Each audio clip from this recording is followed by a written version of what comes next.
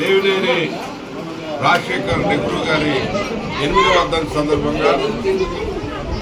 మన తిరువూరులో దేవినేని నెహ్రూ గారి అభిమానులు శివారెడ్డి గారు, నరసింహరావు గారు, మరి యూత్ మొత్తం కూడా వారి ఆధ్వర్యంలో ఈ యొక్క ఆశ్రమానికి, ఏదైతే పేద పిల్లల ఆశ్రమం అయినటువంటి ఈ పరిపూర్ణ ఆశ్రమానికి డొనేషన్గా ప్లేట్లు, గ్లాసులు,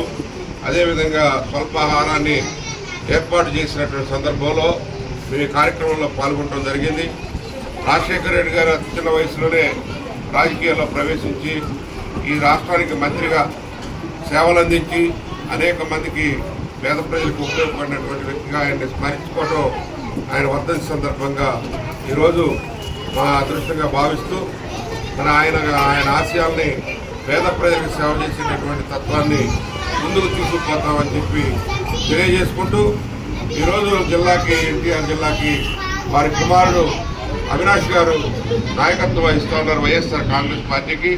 వారి నాయకత్వంలో మన పార్టీని ముందుకు తీసుకెళ్లడంలో, అభివృద్ధి పదంలో నడపడంలో మేమంతా కూడా దీక్షాకంకణ బదులు నడుపుతామని చెప్పి, పేదలకు సహాయం చేయడంలో మా వంతు కార్యక్రమాలు చేస్తామని చెప్పి తెలియజేసుకుంటూ సెలవు తీసుకుంటాం.